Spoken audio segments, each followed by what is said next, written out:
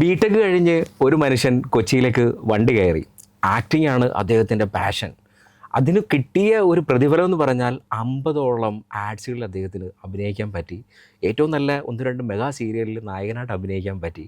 അതുമാത്രമല്ല, മമ്മൂട്ടിയുടെ കൂടെയും മോഹൻലാലിൻ്റെ കൂടെയും ഒക്കെ ആഡ്സിൽ അഭിനയിച്ച ഒരാളാണ് ഇന്ന് എന്നോടൊപ്പം ഉള്ളത്, വിൻസാഗർ.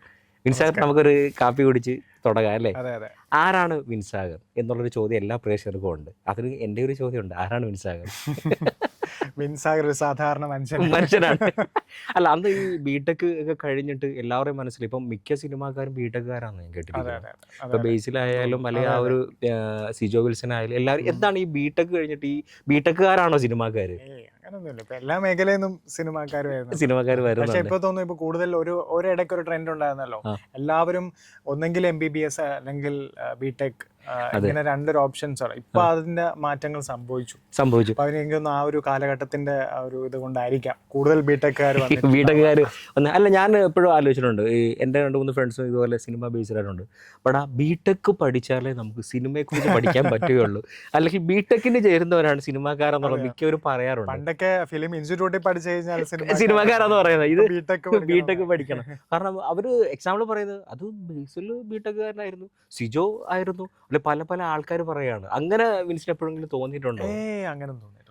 ഫസ്റ്റ് നമ്മളൊരു ഷോർട്ട് ഫിലിംസിൽ അല്ലെങ്കിൽ ഒരു സീരിയലിൽ അല്ലെങ്കിൽ ഒരു ആഡ്സിലേക്ക് വരുമ്പോഴത്തേക്ക് ഒരു ആർട്ടിസ്റ്റ് ശ്രദ്ധിക്കേണ്ട കുറേ കാര്യങ്ങളൊക്കെ ഉണ്ടാവുമല്ലോ. അങ്ങനെ ഒരുപാട് ബുദ്ധിമുട്ടുകൾ കാര്യങ്ങളൊക്കെ വിൻസിലൂടെ കടന്നു പോയിട്ടുണ്ടാവുമല്ലോ. ബുദ്ധിമുട്ടെന്ന് വെച്ചാൽ ആ ഒരു സ്ട്രഗിൾ ആണോ? Struggle of course. നമുക്ക് ഒരു അങ്ങനെ ഒരു സിനിമ ബാക്ക്ഗ്രൗണ്ട് ഒന്നും ഇല്ലാത്ത ഒരു വ്യക്തിയാണ്. അപ്പൊ സ്വാഭാവികമായിട്ടും നമുക്ക് അതിൻ്റെതായിട്ടുള്ള സ്ട്രഗിൾസ് വീട്ടിൽ തന്നെ ഉണ്ടാവും. വീട്ടിലും ഉണ്ടായിരുന്നു. വീട്ടിലെന്ന് പറഞ്ഞു കഴിഞ്ഞാൽ അത് നമുക്ക് പേരൻസിന് എന്തായാലും ടെൻഷൻ ഉണ്ടാവും. കാര്യം ഞങ്ങളുടെ എല്ലാം ഒരു അക്കാഡമി ബേസ്ഡ് ആയിട്ടുള്ള ഒരു ഫാമിലി ബാക്ക്ഗ്രൗണ്ട് ആണ്.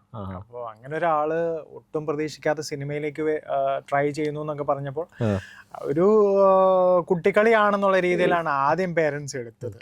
പിന്നീട് അവർക്ക് മനസ്സിലായി, അല്ല അവൻ വളരെ കാര്യം ഞാനിത് വളരെ ഹാർഡായിട്ട് ശ്രമിക്കാനും പരസ്യങ്ങൾ ചെയ്തു തുടങ്ങുകയൊക്കെ ചെയ്ത് കണ്ടപ്പോൾ അവർ റിയലൈസ് ചെയ്തു ഇത് ശരിക്കും റിയൽ ആയിട്ടുള്ള പാഷനാണെന്ന് അവർക്ക് മനസ്സിലായി. അതിനുശേഷം പിന്നീട് അവരെന്നെ സപ്പോർട്ട് ചെയ്തു. നിന്റെ പണി ഇതാണ്, നീ അവിടെ പൊക്കോളാം. പക്ഷെ അവരൊരു കാര്യം പറഞ്ഞത് മസ്റ്റായിട്ടൊരു ജോലി വേണം, ജോലിയോടൊപ്പം ശ്രമിക്കണം എന്നുള്ളത്. അത് പക്ഷെ എനിക്കും തോന്നിയിട്ടുള്ളൊരു കാര്യമാണ്. കാര്യം ഞാൻ ബിടെക് കഴിഞ്ഞിട്ട് ഞാൻ ജോലി ചെയ്യുന്ന ഫേമിൽ നിന്ന് ഞാൻ റിസൈൻ ചെയ്തു. അപ്പോൾ ആ സമയത്തൊക്കെ എന്ന് വെച്ചാൽ ഈ ചെറുപ്പത്തിൻ്റെ ചോരത്തിളപ്പ് കൂടി നിൽക്കുന്ന സമയം നമ്മൾ വിചാരിക്കും ഇൻഡസ്ട്രിയെ കുറിച്ചൊന്നും ഒരു ധാരണയില്ല. അപ്പം ഞാൻ അങ്ങോട്ട് ട്രൈ ചെയ്യുന്ന ഉടനെ തന്നെ എനിക്ക് ഒരുപാട് സിനിമകളൊക്കെ വരും, ഞാൻ ഭയങ്കര അങ്ങോട്ട് സ്റ്റാർ ആവും എന്നൊക്കെയുള്ള ഒരു സ്വപ്നവും ഒരു ഒക്കെ ആയിരുന്നു. പക്ഷെ നമ്മൾ റിയലൈസ് ചെയ്തു പ്രതീക്ഷിച്ച പോലെ അത്ര എളുപ്പമുള്ള വഴിയല്ല. മനസ്സിലായി, റിയലൈസ് ചെയ്തു. അപ്പോഴാണ് പിന്നീട് ഒരു ജോലി അതോടൊപ്പം പോകാം എന്നുള്ളൊരു. ഞാനിപ്പോൾ ഗവൺമെന്റ് എംപ്ലോയി ആണ്, കോർപ്പറേഷനിൽ വർക്ക് ചെയ്യുന്നത്. അതിന്റെ കൂടെ തന്നെ മോഡലിംഗും ആക്ടിങ്ങും ഒക്കെ കൊണ്ടുപോകാനായിട്ട് ബുദ്ധിമുട്ടുണ്ട്, എന്നാലും കൊണ്ടുപോകാൻ സാധിക്കുന്നുണ്ട്. പിന്നെ തീർച്ചയായിട്ടും നമുക്ക് നല്ലൊരു സപ്പോർട്ട് കിട്ടുന്നുണ്ട് എൻ്റെ കൊളീഗ്സിന്റെ കയ്യിൽ നിന്നാണെങ്കിലും കൂടെ വർക്ക് ചെയ്യുന്നവരാണെങ്കിലും. പാഷനെ അവര് തീർച്ചയായിട്ടും എല്ലാ രീതിയിലും ഒരു സപ്പോർട്ട് നൽകുന്നുണ്ട്. പിന്നെ ജോലിയെ ബാധിക്കാത്ത രീതിയിൽ എനിക്ക് ഹാൻഡിൽ ചെയ്ത് പോകാനായിട്ട് പറ്റുന്നുണ്ട്. ഇപ്പം എന്തെങ്കിലും ഉണ്ടെങ്കിൽ തന്നെ ഓവർ ടൈം ഒക്കെ വർക്ക് ചെയ്തിട്ടൊക്കെ എങ്ങനെയൊക്കെ നമ്മൾ ബാലൻസ് ചെയ്ത് പോകാൻ സാധിക്കുന്നുണ്ട്. ഏറ്റവും കൂടുതൽ ഞാൻ വിൻസിന്റെ പ്രൊഫൈൽ ശ്രദ്ധിച്ചപ്പോഴത്തേക്ക് ഏറ്റവും കൂടുതൽ ആർട്സിലെ കല്യാണ ചെക്കനാണ് വിൻസ്. അങ്ങനെ മിക്കവർക്കും തോന്നിയിട്ടുണ്ടോ, അല്ലെ ആരെങ്കിലും പറയാറുണ്ട്? റിയൽ ലൈഫ് ഞാൻ ഇപ്പോഴും സിംഗിൾ ആണ്, മാരീഡേ അല്ല. അപ്പൊ ഞാൻ വിചാരിക്കുന്നത് എന്റെ കല്യാണ യോഗം എല്ലാം ഇങ്ങനെ പേരുകയാണെന്ന് വിചാരിക്കാം. ഞാനിപ്പോ എനിക്ക് തോന്നുന്നു ഒരു 5-6 പ്രാവശ്യമെങ്കിലും കല്യാണ ചെക്കൻ, 6 പ്രാവശ്യമോളം കല്യാണ ചെക്കൻ. 6 പ്രാവശ്യം കല്യാണ ചെക്കനായിട്ട് 6 കല്യാണം കഴിച്ച വ്യക്തിയാണ്. 6 ആഡ്സിൽ 6 കല്യാണ ചെക്കനായിട്ട് വന്ന ആളാണ് വിൻസ്. പക്ഷെ ആള് സിംഗിൾ പേഴ്സൺ ആണ് അല്ലേ? അപ്പൊ അതുകൊണ്ട് ഈ പ്രൊപ്പോസലൊക്കെ വരാറുണ്ടോ?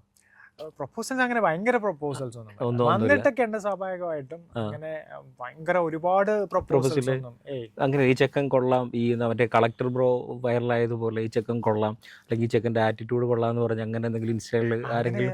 വളരെ സ്ട്രേഞ്ച് ആയിട്ടൊരു ഇൻസിഡന്റ് എനിക്ക് ഉണ്ടായിട്ടുണ്ട്. ആക്ച്വലി ഒരു എൻ്റെ സോഷ്യൽ പ്രൊഫൈലിൽ എന്നെ ഫോളോ ചെയ്യുന്നൊരു കുട്ടി ഉണ്ടായിരുന്നു. അപ്പോൾ ഈ കുട്ടിയെ ഞാനിത് ശ്രദ്ധിച്ചിട്ടുണ്ട്. കാര്യം ഞാൻ എന്ത് പോസ്റ്റ് ഷെയർ ചെയ്താലും ആദ്യം വന്ന് കമൻ്റ് ഇടുകയും റെസ്പോണ്ട് ചെയ്യുകയൊക്കെ ചെയ്യുന്ന ഈ കുട്ടിയാണ്. അപ്പോൾ ഒരു സപ്പോർട്ടർ, നമ്മുടെ ഒരു വെൽവിഷർ എന്നുള്ള രീതി മാത്രമേ ഞാൻ എടുത്തിട്ടുള്ളൂ. അപ്പോൾ ഇത് എപ്പോഴും ഈ പേര് അതുകൊണ്ട് എനിക്ക് ഓർമ്മയുണ്ട്. അപ്പോൾ ഒരു ദിവസം ഈ ഞാൻ ഷൂട്ടില്ലാത്ത സമയത്ത് ഇങ്ങനെ ഒരു കാറ് വന്ന് എൻ്റെ വീടിൻ്റെ മുന്നിൽ വന്ന് ഇറങ്ങി. അപ്പം എൻ്റെ ഡ്രൈവർ വന്ന് ഇറങ്ങിയിട്ട് പറഞ്ഞു, ഒരു സാറ് ബഹളമൊന്നും ഉണ്ടാക്കരുത്, ഒരു കുട്ടി വന്നിട്ടുണ്ട്. ഞാൻ ഏത് കുട്ടിയാണ്? സാറിനെ കാണാൻ വേണ്ടി വന്നതാണ്. അപ്പോൾ ഈ കുട്ടി ബാംഗ്ലൂരിൽ നിന്നും വരികയാണ്. ബാംഗ്ലൂരിൽ നിന്നും ആലപ്പുഴ ഇറങ്ങിയിട്ട് ഇന്ന ആക്ടറിൻ്റെ വീട് ഇവിടെയാണ്, എൻ്റെ അഡ്രസ്സും ഡീറ്റെയിൽസ് എല്ലാം തപ്പി കണ്ടുപിടിച്ച് ഓരോരുത്തരോടൊക്കെ സെർച്ച് ചെയ്ത് ഫൈൻഡ് ഔട്ട് ചെയ്തിട്ട് ഇത് എന്നെ ഡ്രോപ്പ് ചെയ്യാനായിട്ട് ചോദിച്ചോണ്ട് നടക്കുകയാണ്. അപ്പൊ അങ്ങനെ ഒരു നല്ല പയ്യന്റെ കയ്യിലാണ്, നല്ലൊരു പയ്യനായിരുന്നു ഡ്രൈവർ, അത് സേഫായിട്ട് വീട്ടിൽ കൊണ്ടുവന്നു. പിന്നീട് അത് ഭയങ്കര സ്ട്രേഞ്ച് ആയി. ആക്ച്വലി എന്ന് പറഞ്ഞാൽ എൻ്റെ അച്ഛനും അമ്മയൊക്കെ ആകെ ടെൻഷൻ. ഏതോ ഒരു പെൺകുട്ടി കയറി വരുന്നു. പിന്നീട് ഞാൻ അതിനെ ഒരുപാട് കഷ്ടപ്പെട്ട് പറഞ്ഞ് കൺവിൻസ് ചെയ്ത് ഇതൊന്നും അത് ആ കുട്ടി പറയുന്നത് എൻ്റെ ഇതുപോലൊരു ഇന്റർവ്യൂ ഒക്കെ കണ്ടിട്ട് അതിന് ഭയങ്കര ഇഷ്ടം ആയി എന്നൊക്കെയാണ് പറയുന്നത്.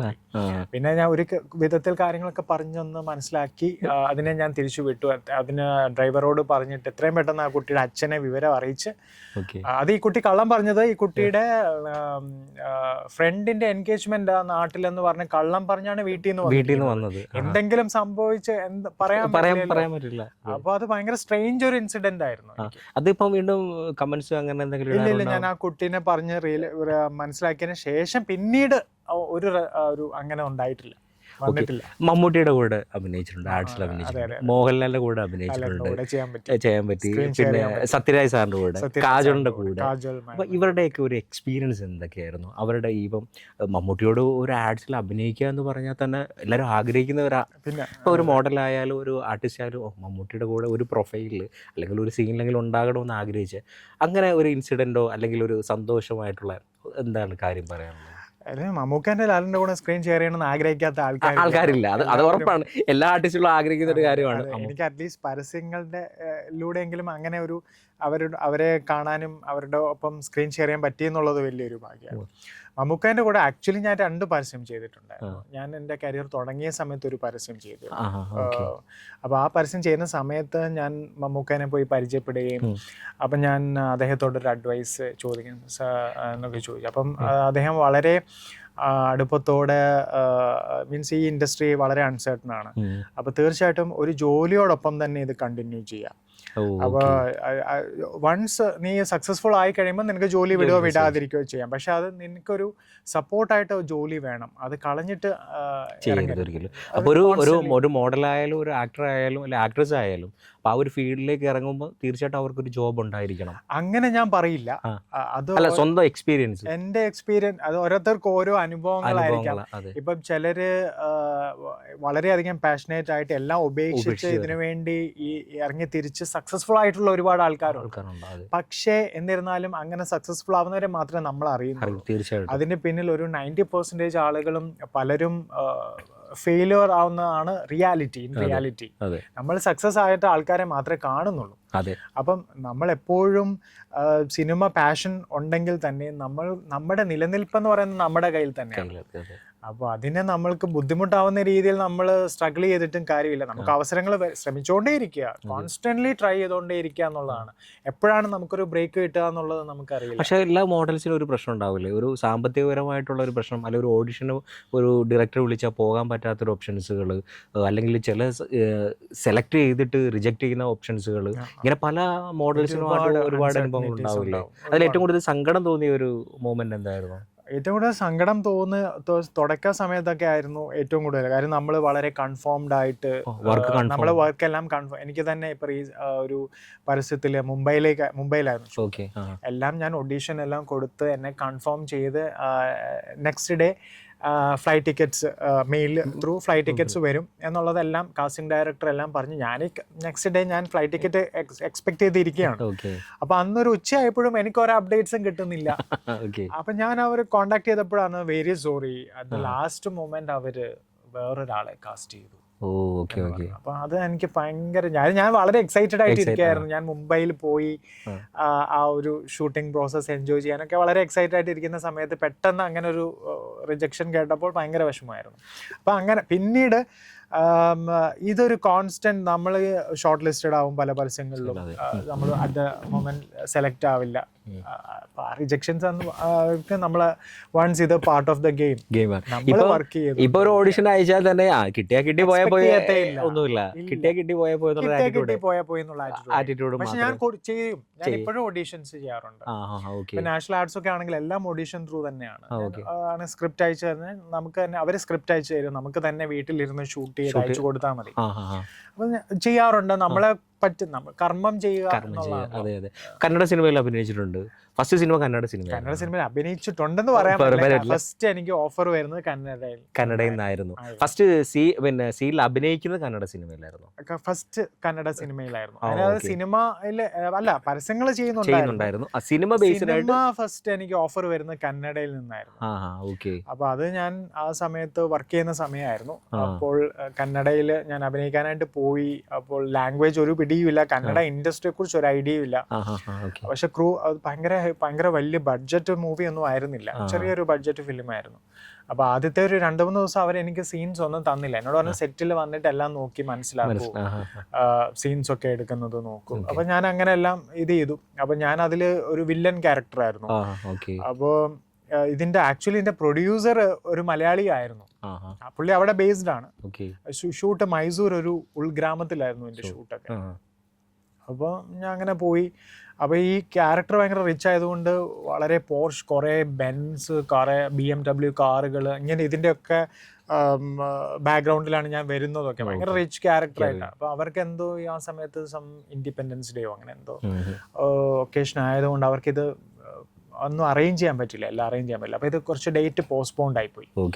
അപ്പോൾ ഇവരെന്നോട് പറഞ്ഞു, സാഗർ ഒരു കാര്യം ചെയ്യും, സാഗർ വർക്ക് ചെയ്യുന്നുണ്ടല്ലോ, വെറുതെ ഇവിടെ ടൈം കളയണ്ട, നമുക്ക് നെക്സ്റ്റ് ഇതെല്ലാം അറേഞ്ച് ചെയ്ത് കഴിയുമ്പോഴത്തേക്കും വന്നാൽ മതിയാവും, അല്ലെങ്കിൽ വെറുതെ വീണ്ടും ഒരു ഫർദർ 1 വീക്ക് വെറുതെ ഇരിക്കേണ്ടി വരും എന്ന് പറഞ്ഞു. അപ്പൊ അങ്ങനെ ഞങ്ങൾ ആ ഒരു ഒരു ഷൂട്ട് ബ്രേക്കിന്റെ സമയത്ത് പോയതാണ്. പിന്നീട് ഈ പ്രൊജക്ട് ഓൺ ആയതായിട്ട് ഞാൻ കേട്ടിട്ടില്ല. എന്തോ ഇഷ്യൂസ് വന്നു എന്നാണ്. ഫസ്റ്റ് എക്സ്പീരിയൻസ് കന്നഡ സിനിമ തന്നെയായിരുന്നു. കന്നഡ ആയിരുന്നു. ഈ പിന്നെ കോഫി എന്ന ചേച്ചി നമ്മളോട് പറഞ്ഞത്, അയ്യോ ആ ചേട്ടനെ എനിക്കറിയാം, ഞാൻ ആ സീരിയലിൽ കണ്ടിട്ടുണ്ട്.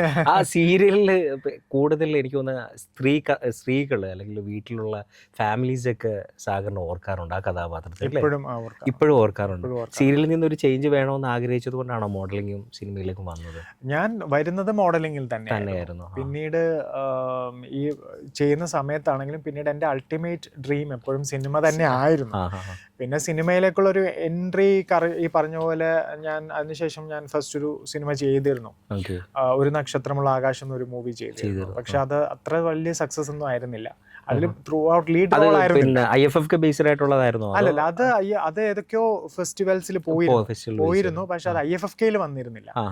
അതിനുശേഷം ഒരു ഞാൻ ആഗ്രഹിച്ച രീതിയിൽ എനിക്ക് സിനിമ ഓഫറുകൾ വരാതിരുന്ന സമയത്താണ്, ആ സമയം മുതലേ എനിക്ക് സീരിയൽസിൽ നിന്നൊക്കെ നിറയെ ഓഫേഴ്സ് വരുന്നുണ്ട്. എങ്ങനെ വരുന്നത് എനിക്ക് അറിയില്ല, പരസ്യങ്ങൾ ചെയ്യുന്നത് അത് കണ്ടിട്ടാണോ എന്നറിയില്ല, എനിക്ക് ഓഫേഴ്സ് വരുന്നുണ്ടായിരുന്നു. അപ്പൊ ഞാൻ ഒന്നും ചെയ്യാതെ സീരിയൽസ് ചെയ്യുന്നില്ല എന്നുള്ള രീതിയിൽ തന്നെ പോയിക്കൊണ്ടിരുന്നത്. പിന്നെ അവസാനമാണ് ഞാൻ ഈ ഭ്രമണം എന്ന് പറയുന്ന വർക്ക് ചെയ്യുന്നത്, സീരിയലിലേക്ക് വരുന്നത്. പക്ഷെ അത് നല്ല ഒരു ഈ പറഞ്ഞ പോലെ ജോയ്സി സാറിന്റെ വർക്കായിരുന്നു. അതിൽ ശരിക്കും പെർഫോം ചെയ്യാനുള്ള ഒരു സ്പേസ് ഉണ്ടായിരുന്നു. അതിനുശേഷം പിന്നീട് എനിക്ക് ഓവറായിട്ട് ഞാൻ ചെയ്യുന്ന വർക്കുകൾ ക്വാളിറ്റിയുള്ള വർക്കുകൾ ആയിരിക്കണം എന്ന് എനിക്ക് നിർബന്ധമുണ്ടായിരുന്നു. ഈ കല്യാണച്ചക്കനിൽ നിന്ന് ഈ ആർട്സിൽ ഇപ്പം നമ്മൾ സീരിയലിന്റെ കഥ പറഞ്ഞു, പിന്നെ ആർട്സിലേക്ക് കോൺസെൻട്രേഷൻ വന്നു. ഈ ആർട്സിലൊക്കെ കല്യാണച്ചക്കനുമായി, കല്യാണച്ചക്കനിൽ നിന്ന് മാറ്റം വന്നായിരുന്നു? കല്യാണച്ചക്കൻ ഇടയ്ക്കിടയ്ക്ക് ചെയ്യാറുണ്ട്. അതെന്താന്ന് വെച്ചാൽ ഈ പരസ്യങ്ങളൊക്കെ ചെയ്യുന്ന സമയത്ത് നമുക്ക് അങ്ങനെ ചൂസ് ചെയ്ത് ഡിഫറെന്റ് ക്യാരക്ടേഴ്സ് പരസ്യങ്ങളെ നമുക്ക് ചെയ്യാൻ പറ്റത്തില്ല. പരസ്യങ്ങൾ നമ്മൾ വളരെ പ്രൊഫഷണൽ ഒരു വർക്കിന്റെ ഭാഗമാകുക എന്നുള്ളൊരു ഇതാണ്. നമ്മളൊരു ആക്ടിങ് എന്നുള്ള രീതിയിൽ നമുക്ക് പരസ്യങ്ങളെ ഒരിക്കലും സമീപിക്കാൻ പറ്റില്ല. അല്ല, ഇപ്പൊ വിൻസ് ചെയ്തിരിക്കുന്ന മമ്മൂട്ടി, മോഹൻലാൽ, സത്യരാജ്, കാജോളിന്റെയൊക്കെ, അപ്പൊ അത് ആർട്സ് ഡയറക്ടേഴ്സ് ഒക്കെ അത്രയും ബ്രില്യൻസ് ആയിട്ടുള്ള ആൾക്കാരാണ്. തീർച്ചയായിട്ടും. അല്ല, അത് എനിക്കൊന്ന് അറിയണമെന്ന് ആഗ്രഹമുണ്ട്. അതിന്റെയൊക്കെ ഡയറക്ടേഴ്സ് ആരൊക്കെയായിരുന്നു? അത് എനിക്ക് അത്യാവശ്യം ഒരുപാട് ടാലൻസ് ടാലൻസിന്റെ കൂടെ വർക്ക് ചെയ്യാനായിട്ട് പറ്റിയിട്ടുണ്ട്. അത്യാവശ്യം കുറെ, എസ്പെഷ്യലി ഭാനുപ്രകാശ് സാറിന് അവരുടെ അതുപോലുള്ള ലെജൻസിന്റെ ഒക്കെ കൂടെ എനിക്ക് വർക്ക് ചെയ്യാൻ പറ്റിയിട്ടുണ്ട്. ഒത്തിരി ആഡ്സ് മീൻസ് നമുക്കൊരു ഹൈ പ്രൊഫഷണൽസിന്റെ കൂടെ നമുക്ക് വർക്ക് ചെയ്യാൻ പറ്റും എന്നുള്ളതാണ് ആഡ്സിൽ. അതിൽ അഭിനയിക്കാൻ വന്നവരും ഡയറക്ടേഴ്സിലും ഒരു അത്രയും ഒരു ബ്രില്യൻസ് ആയിട്ടുള്ള ആൾക്കാരോട് വർക്ക് ചെയ്യാൻ പറ്റിയ വിൻസിന്റെ ഒരു ഭാഗ്യമായിട്ട് കാണുന്നത്. എല്ലാ മോഡൽസും ആഗ്രഹിക്കുന്ന ഒരു കാര്യം തന്നെയാണ് അല്ലേ. അപ്പൊ അവരുടെ ഒരു എക്സ്പീരിയൻസ് ഒക്കെ ഒരു മമ്മൂട്ടി, മോഹൻലാൽ അല്ലെങ്കിൽ ഇങ്ങനെയുള്ള ഡയറക്ടേഴ്സിന്റെ കൂടെ വർക്ക് ചെയ്യുമ്പോൾ നമ്മൾ ജൂനിയർ ആണല്ലോ, സീനിയർ ആയിട്ടുള്ള ഒരാളോട് വർക്ക് ചെയ്യുമ്പോൾ ജൂനിയർ അങ്ങനെ ഒരു പ്രശ്നങ്ങൾ സെറ്റ് ഉണ്ടായിട്ടുണ്ടായിരുന്നു. പരസ്യങ്ങളിൽ എനിക്ക് അങ്ങനെ ഒരു പ്രശ്നം ഇതേവരെ ഫേസ് ചെയ്തിട്ടില്ല. പരസ്യങ്ങളിൽ എന്ന് വെച്ചാൽ വളരെ പോസിറ്റീവ് ആംബിയൻസ് ആണ്. അതായത് പ്രധാനമായിട്ട് എനിക്ക് തോന്നുന്നത് മിക്കവാറും 1 or 2 days ഷൂട്ടേ ഉണ്ടാവും. അപ്പൊ അവിടെ നമ്മൾ ഒരുപാട് മിംഗ്ലിംഗ് വരുന്നതുമില്ല. പിന്നെ എന്ന് വെച്ച് കഴിഞ്ഞാൽ അവിടെ പക്ക പ്രൊഫഷണൽ വർക്ക് ആയിരിക്കും. കാരണം ക്ലയന്റിന് ഇങ്ങനെ ഒരു ഔട്ട്പുട്ട് കൊടുക്കണമല്ലോ, അതിന്റെ പ്രഷറും ഉണ്ടാവും. പക്ഷെ വളരെ ഈസി ഗോയിങ് ആയിട്ടുള്ള ഒരു വർക്ക് ആയിരിക്കും. നമുക്ക് അങ്ങനെ ഒരുപാട് വളരെ ഈസി ആയിട്ടുള്ള ഒരു വർക്ക് ആയതുകൊണ്ട് നമുക്ക് റിലാക്സ് ചെയ്ത് വർക്ക് ചെയ്യാൻ പറ്റുന്ന ഒരു സ്പേസ് ആണ്. പിന്നെ അവിടെ വളരെ പോസിറ്റീവ് ആംബിയൻസ് ആണ്. നമുക്ക് അങ്ങനത്തെ ഒരു പാർഷ്യാലിറ്റീസോ അല്ലെങ്കിൽ അങ്ങനെ ഒരു വിവേചനം നമുക്ക് ഇതുവരെ സെറ്റുകളിൽ നിന്ന് എനിക്ക് അനുഭവമില്ല. ഇപ്പൊ ഇതിൽ ഏറ്റവും കൂടുതൽ റിലാക്സ് ആയിട്ട് വർക്ക് ചെയ്ത് ഏത് ഡയറക്ടറോട് വർക്ക് ചെയ്തപ്പോഴായിരുന്നു? അങ്ങനെ വെച്ചാൽ പരസ്യങ്ങളെല്ലാം റിലാക്സ് ചെയ്ത് തന്നെ വർക്ക് ചെയ്യും. ഇനിയും ഒരു ഡയറക്ടറെ കൂടെ വർക്ക് ചെയ്യണം എന്നുള്ള ആഡ്സിൽ ആരെങ്കിലും അങ്ങനെ എല്ലാവരും എനിക്ക് പിന്നെ ഭാനുപ്രകാശ് സാറിന്റെ കൂടെ വർക്ക് ചെയ്ത് നല്ലൊരു എക്സ്പീരിയൻസ് ആയിരുന്നു. അതെടുത്ത് പറയാൻ കാര്യം എന്ന് വെച്ചാൽ ഞാൻ it was Malabar gold and ഡയമണ്ട്സിന്റെ പരസ്യമായിരുന്നു. അപ്പൊ എനിക്ക് ആ ഫുൾ സെറ്റ് ഇട്ടിരിക്കുകയാണ്. അപ്പം ഈ AC-യും അതിന്റെ ഒരു തണുപ്പും, എനിക്കാണെങ്കിൽ ഭയങ്കര കോൾഡും വളരെ പനി ഷിവർ ചെയ്യുന്നുണ്ടായിരുന്നു ഞാൻ. അപ്പൊ ഈ ഇത് ഷൂട്ട് തുടങ്ങി എൻ്റെ പോർഷൻസ് ഓൾമോസ്റ്റ് സന്ധ്യ കഴിഞ്ഞ് രാത്രി ആകാറാകുമ്പോഴാണ് എൻ്റെ പോർഷൻസ് എടുക്കുന്നത്. അതുവരെ ഞാൻ വെയിറ്റ് ചെയ്യാണ്. വെയിറ്റ് ചെയ്യുന്ന സമയത്ത് എന്നെ സർപ്രൈസ് ചെയ്യിപ്പിച്ച ഒരു കാര്യം, ഭാനുപ്രകാശ് സാറ് എൻ്റെ അടുത്ത് വന്നിട്ട് സാർ പറഞ്ഞു, സാഗർ ഒത്തിരി വെയിറ്റ് ചെയ്തു അല്ലേ, സോറി നമുക്കിപ്പൊ തന്നെ ഷോട്ട് എടുക്കാം. സാറ് വന്നിട്ട് പറയാണ് സാർ ഇപ്പൊ നമുക്കിപ്പൊ തന്നെ ഷോട്ട് എടുക്കാം സാഗർ, ഓക്കെ കംഫർട്ടബിൾ ആയിട്ട് ഇരുന്നോളൂ കേട്ടോ, കുഴപ്പം ഇതൊന്നും ഇല്ല. അത് എനിക്ക് ഭയങ്കര സർപ്രൈസിങ് ആയിപ്പോയി. കാര്യം അത്രയും വലിയൊരു ഡയറക്ടർ നമ്മുടെ അടുത്ത് വന്നിട്ട് സാഗർ ഒത്തിരി വെയിറ്റ് ചെയ്തു അല്ലേ എന്നൊക്കെ പറഞ്ഞ് നമ്മളോട് സോറി പറയാണ്. ഫസ്റ്റ് വർക്കായിരുന്നു സാറിന്റെ കൂടെ, സാറിന്റെ കൂടെ ഉള്ള ഫസ്റ്റ് വർക്കായിരുന്നു. ഓക്കെ. അപ്പൊ ആ ഒരു ആർട്ടിസ്റ്റുകളെ അദ്ദേഹം അങ്ങനെയാണ് ഭയങ്കരമായിട്ട് കെയർ ചെയ്യുന്ന ഒരു, അതപ്പോ എനിക്ക് ഭയങ്കര സർപ്രൈസ് ആയി, ഇത്രയും ഡൗൺ ടു എർത്ത് ആണോ എന്നുള്ളത്. ഇപ്പൊ ഈ സീരിയൽ വന്നു, സിനിമ വന്നു, ഷോർട്ട് ഫിലിംസ്, ആർട്സുകളെല്ലാം വന്നു. ഇതിൽ നിന്ന് ഏറ്റവും കൂടുതൽ കംഫർട്ട് ആയിട്ടുള്ള ഏത് സോൺ ആയിരുന്നു? എല്ലാം ഡിഫറൻസ് ആണ് എങ്കിലും ഒരു കംഫർട്ട്, സിനിമ തന്നെയാണ് ലൈഫ്. എന്നാലും കംഫർട്ട് എപ്പോഴും ആഡ്സ് ഒക്കെ തന്നെ. ആഡ്സ് എന്ന് പറയുമ്പോൾ നമുക്ക് അത്രയും, ഇപ്പൊ സിനിമ എന്ന് പറയുമ്പം നമ്മൾക്ക് ഒരു കഥാപാത്രം, ആ കഥാപാത്രത്തിന്റെ ആ ഒരു കോറിലേക്ക് നമ്മൾ ഇറങ്ങി ചെല്ലണം, അതിനു വേണ്ടിയിട്ടുള്ള ഹോംവർക്ക് ചെയ്യണം, നമ്മൾ ആ ക്യാരക്ടറായിട്ട് മാറണം. ആ ഒരു ഷിഫ്റ്റിംഗ് പ്രോസസ്സിന് വേണ്ടിയിട്ടുള്ള എഫേർട്ട് നമ്മൾ എടുക്കണം. അപ്പൊ അതൊരു ജേർണി തന്നെയാണ് ശരിക്കും. പരസ്യങ്ങൾ എന്ന് പറയുന്നത് അങ്ങനെയില്ല, അത്രയും നമുക്ക് ഇൻവോൾവ്മെന്റ് വേണം, 100% ഇൻവോൾവ്മെന്റ് വേണമെങ്കിലും. ഞാൻ അതിൽ ഒരു വീഡിയോസ് ഞാൻ സാറിന് ശ്രദ്ധിച്ചിരുന്നു, ഒരു ആഡ്സിൽ ഡാൻസ് ചെയ്യാൻ വേണ്ടി ശ്രമിക്കുന്നുണ്ട്. അത് അന്നേരം ഒരു ഫുൾ ടൈം ഒരു ഡാൻസ് ചെയ്തിട്ടുണ്ട്, ആൽബം ഞാൻ ചെയ്തു. അപ്പൊ അത് ഡാൻസ് പഠിച്ചിട്ടുണ്ട്? അത് അന്നേരം ആ ഒരു സിറ്റുവേഷനിൽ പോയി അങ്ങ് ചെയ്തു? ഞാൻ ഡാൻസർ അല്ല. അതാ ഞാൻ ചോദിക്കാൻ വേണ്ടി വന്നത്, ഡാൻസർ ആണോ അല്ലെങ്കിൽ ആ ഒരു കൊറിയോഗ്രാഫർ ആ ഒരു സിറ്റുവേഷൻ പറഞ്ഞു തന്നിട്ട് ഇങ്ങനെ ചെയ്യാൻ പറഞ്ഞ് അങ്ങ് ചെയ്തേത്? അല്ല, അത് പെർഫെക്റ്റ് ആയിട്ട് ചെയ്യുന്നുണ്ടായിരുന്നു. അത് എന്തോ ഭാഗ്യം. ഞാൻ ആക്ച്വലി ആകെ എനിക്ക് ടെൻഷൻ ഉണ്ടായിരുന്നു. ഓൾറെഡി ആ ആഡിന്റെ ഷൂട്ട്സിൽ ടൈമിൽ പറഞ്ഞിട്ടുണ്ടായിരുന്നോ ഇതുപോലെ ഡാൻസ് ഉണ്ടായിരുന്നു? പറഞ്ഞിരുന്നോ? ഡാൻസ് പരസ്യങ്ങളുടെ ഒക്കെ അങ്ങനെ ജിംഗിൾ ബേസ് ചെയ്തിട്ടൊരു ഇല്ല, അതാ ഞാൻ ചോദിച്ചത്. അങ്ങനെ ഭയങ്കര ഡാൻസ് ഉണ്ടെന്നൊന്നും പറഞ്ഞിരുന്നില്ല. അപ്പം മെയിൻലി ഫീമെയിൽ, രാവിലെ മുതലേ ഞാൻ റെഡിയായി നിൽക്കുക. അപ്പം ഫീമെയിൽ മോഡൽസിനാണ് കൂടുതൽ അതിൽ ഡാൻസിങ് എലമെന്റ്സ് ഒക്കെ വരുന്നത്. നമുക്ക് അത് ഉണ്ടെന്നുള്ളത് അറിയില്ലായിരുന്നു. പിന്നെ കൊറിയോഗ്രാഫർ സ്റ്റെപ്സ് വന്നപ്പോഴത്തേക്കും കുറെ ലെഗ് മൂവ്മെന്റ്സ് ഉള്ള സാധനങ്ങളൊക്കെയാണ്. അപ്പൊ ഞാനിത് എന്ത് ചെയ്യും എന്നൊക്കെ സംശയിച്ചു. എങ്കിലും 2 റിഹേഴ്സൽസ് ഒക്കെ കഴിഞ്ഞപ്പോൾ എനിക്ക് അധികം ടേക്ക് പോയില്ല. ഞാൻ തന്നെ അത്ഭുതപ്പെട്ടു പോയി. ഓക്കെ ആയിപ്പോയി. പിന്നെ ഇപ്പം റീസെന്റ് ഒരു മ്യൂസിക് ആൽബം ചെയ്തിരുന്നു. ചെയ്യുന്നുണ്ട്. അതിലും ഇതുപോലെ എനിക്ക് ഞാൻ യൂഷ്വൽ ഞാൻ കല്യാണ ചെക്കനായിരുന്നു. അയ്യോ കല്യാണ ചെക്കനായിരുന്നു. അതിനൊരു മാറ്റം ഇല്ല. അതിന് മാറ്റം വന്നിട്ട് ഇപ്പൊ ഒരു ആർട്ടിസ്റ്റ് ഉണ്ട്, നമ്മൾ മിക്ക സിനിമകൾ കാണുമ്പോൾ ഒരു ആർട്ടിസ്റ്റ് കല്യാണ ചെക്കൻ, ഈ സിനിമയിൽ കല്യാണ ചെക്കൻ ഇതാണ്, അല്ലെങ്കിൽ ചില പോലീസുകാരെ കാണും ഇത് പോലീസുകാരൻ, വില്ലൻ ആണെങ്കിൽ ഇത് വില്ലൻ, അല്ല ഇപ്പൊ ആർട്സ് ഒക്കെ വരുമ്പോഴത്തേക്ക് വിൻസ്. ഇപ്പൊ അങ്ങനെ കാസ്റ്റ് ഡയറക്ടേഴ്സ് അത് ബേസ്ഡ് ആയിട്ട് തന്നെയാണ് മൂവ് ചെയ്യുന്നത്. ഇവ കല്യാണ ചെക്കൻ തന്നെ പറയാൻ പറ്റില്ല, ഡിഫറൻസ് ആണെങ്കിലും ചെയ്യുന്നുണ്ട്. അപ്പൊ വിൻസിന്റെ ഏതെങ്കിലും ആർട്ട് ഡയറക്ടേഴ്സിന് കാണുകയാണെങ്കിൽ വിൻസിന് ആ കഥാപാത്രങ്ങൾ മാറ്റിയിട്ട് നല്ല നല്ല റോൾസുകൾ കൊടുത്താൽ നല്ലതായിരിക്കും അല്ലേ? അങ്ങനെ ഒരു ആഗ്രഹങ്ങളും കാര്യങ്ങളുണ്ട്. തീർച്ചയായും. എനിക്ക് ഈ പറഞ്ഞ പോലെ കൂടുതൽ എന്നെ കാസ്റ്റ് ചെയ്യാൻ ശ്രമിക്കുന്ന ഇതുപോലെ കല്യാണ ചെക്കൻ അല്ലെങ്കിൽ കാമുകൻ അല്ലെങ്കിൽ ഒരു IT പ്രൊഫഷണൽ ഡോക്ടർ അങ്ങനെയൊക്കെ ഉള്ള ഒരു രീതി വിട്ടിട്ട് കുറച്ച് അൺകൺവെൻഷണൽ ആയിട്ടുള്ള ക്യാരക്ടേഴ്സ് ചെയ്യണമെന്ന്. നെഗറ്റീവ്സ് ചെയ്യാനാണോ ആഗ്രഹം? Villain Rolls? നെഗറ്റീവ്സ് ചെയ്യാൻ ഭയങ്കര ഇഷ്ടം. നെഗറ്റീവ്സ് ഞാൻ ചെയ്തിട്ടുണ്ട്, ക്യാരക്ടേഴ്സ് ഞാൻ ചെയ്തിട്ടുണ്ട്. പക്ഷെ എനിക്ക് നെഗറ്റീവ്സ് മാത്രമല്ല, അൺകൺവെൻഷണൽ ആയിട്ടുള്ള കുറച്ച് എന്താ പറയുക, വളരെ റോ ആയിട്ടുള്ള ക്യാരക്ടേഴ്സ്. ഈ ഇന്റർവ്യൂസ് കാണുന്ന, ഈ പോഡ്കാസ്റ്റ് കാണുന്ന ഡയറക്ടേഴ്സ് വിൻസിനൊന്ന് നോക്കി വെക്കുക. ഒരു നെഗറ്റീവ്സ് റോള്, ഒരു വില്ലൻ റോളുകൾ മലയാളത്തിൽ ഇപ്പം വന്ന് തുടരുന്ന ഒരു വില്ലനെ നമ്മൾ മനസ്സിൽ നിന്ന് മറക്കാൻ പറ്റാത്ത ഒരു റോള് പോലെ തോന്നിയ വിൻസിനെ ഓർത്ത് വെക്കുക. വിൻസിന് ഒരു നെഗറ്റീവ് റോള് ഉണ്ടെങ്കിൽ വേഗത്തിൽ ഈ പോഡ്കാസ്റ്റ് കഴിയുമ്പോഴത്തേക്ക് നല്ല റോള് കാര്യങ്ങളൊക്കെ കിട്ടട്ടെ. തീർച്ചയായിട്ടും ഉറപ്പായിട്ടും കിട്ടും. കാരണം മലയാള സിനിമയിൽ വില്ലന്മാർ കുറവായിട്ടാണ് എനിക്ക് തോന്നിയിരിക്കുന്നത്. മലയാള സിനിമ ഇപ്പോൾ എടുത്തു കഴിഞ്ഞാൽ ഇപ്പം ഒരു രീതിയിലുള്ള വില്ലന്മാരില്ല, നല്ല വില്ലന്മാർ. ഇപ്പോൾ ആഡിക്സ് സിനിമ കണ്ടപ്പോഴത്തെ ഒരു പിള്ളേർ തന്നെ വീണ്ടും വില്ലന്മാരാകും. അല്ലെങ്കിൽ ഇപ്പോൾ തുടരും സിനിമ നമ്മൾ ഒരിക്കലും Prakash Varma sir arts base ചെയ്തിട്ട് അദ്ദേഹത്തിന്റെ കൂടെ വർക്ക് ചെയ്തിട്ടില്ല. പ്രകാശ് സാർ കാണുകയാണെങ്കിലും വിൻസിനെ ഒന്ന് നോട്ട് ചെയ്യുക. കല്യാണ ചെക്കൻ എന്നായാലും അതായാലും കുഴപ്പമില്ല അല്ലേ? പ്രകാശ് സാറിന്റെ കൂടെ വർക്ക് ചെയ്യാൻ പറ്റും തീർച്ചയായിട്ടും. അപ്പൊ പ്രകാശ് സാർ അതെന്താ അങ്ങനെ ഒരു എൻട്രി, ഒരൊറ്റ സിനിമയിൽ അങ്ങനെ ഒരു എൻട്രി ഇനിയും ഇതിൽ കൂടുതലൊരു മികച്ച എൻട്രി കിട്ടാനില്ല തീർച്ചയായിട്ടും. മലയാള സിനിമ കാത്തിരുന്ന ഒരു വില്ലനായിരുന്നു അതുപോലെ. അല്ല ഇനിയിപ്പോ വെച്ചാൽ അദ്ദേഹത്തിന്റെ നെക്സ്റ്റ് പ്രൊജക്ട് എങ്ങനെ ആയിരിക്കും എന്നുള്ളൊരു ക്യൂരിയോസിറ്റി നമുക്ക് എല്ലാവർക്കും ഉണ്ട്. അതെ. അപ്പം പ്രകാശ് സാറിന്റെ കൂടെയും വിൻസിന് വർക്ക് ചെയ്യാൻ പറ്റട്ടെ. ഈ ഒരു മോഡലിംഗ് വരുമ്പം അല്ലെങ്കിൽ ആർട്ടിസ്റ്റ് ആവാൻ വേണ്ടി വരുമ്പം ഒരു എക്സ്പീരിയൻസ് എന്തായാലും ലൈഫിൽ വിൻസിനുണ്ട്. പുതിയ പിള്ളേരോട് എന്താ പറയാനുള്ളത് ഈ മോഡലിംഗ് ആക്ടിങ് വരുന്ന കുട്ടികളോട്? പ്രത്യേകിച്ചും പറയാനുള്ളത് എന്താണെന്ന് വെച്ച് കഴിഞ്ഞാൽ വളരെ പെട്ടെന്നൊരു റിസൾട്ട് അല്ലെങ്കിൽ അങ്ങനെ നമുക്ക് എക്സ്പെക്ട് ചെയ്ത് ഇൻഡസ്ട്രിയിൽ ചിലപ്പോൾ ലക്കിലി നമുക്കൊരു ബ്രേക്ക് ത്രൂ കിട്ടാം. പക്ഷെ നമ്മൾ കോൺസ്റ്റന്റ് ആയിട്ട് നമ്മൾ അതിന് വർക്ക് ചെയ്തുകൊണ്ടിരിക്കണം. ഓഡീഷൻസ് കൊടുത്തുകൊണ്ടേ ഇരിക്കേണ്ടി വരും. അപ്പോൾ ഓഡീഷൻസ് കൊടുക്കുമ്പോൾ പലപ്പോഴും ഷോർട്ട് ലിസ്റ്റ് ആയിട്ട് റിജക്റ്റഡ് ആവാം. അതൊക്കെ ഇറ്റ്സ് പാർട്ട് ഓഫ് ദ ഗെയിമാണ്. അതിന്റെ അർത്ഥം നമ്മള് കൊള്ളാത്തതുകൊണ്ടാണ് അങ്ങനെ വിചാരിക്കാതിരിക്കാം. അത് ആ പ്രൊജക്റ്റിന് നമ്മൾ ആപ്റ്റ് അല്ലായിരിക്കാം, അല്ലെങ്കിൽ നമ്മൾ കോൺസ്റ്റന്റ്ലി വർക്ക് ചെയ്തുകൊണ്ടേ ഇരിക്കുക എന്നുള്ളതാണ്. അങ്ങനെ ഏതെങ്കിലും പ്രൊജക്ടുകൾ മിസ് ആയിട്ടുണ്ടോ? ഒരുപാട് പ്രൊജക്ട്സ് എനിക്ക് പോയിട്ടുണ്ട്. സിനിമ ബേസ് ചെയ്തിട്ട് സിനിമ ബേസ് ചെയ്ത് ആ സിനിമകളൊക്കെ കാണുമ്പോൾ സങ്കടം തോന്നാറില്ലേ?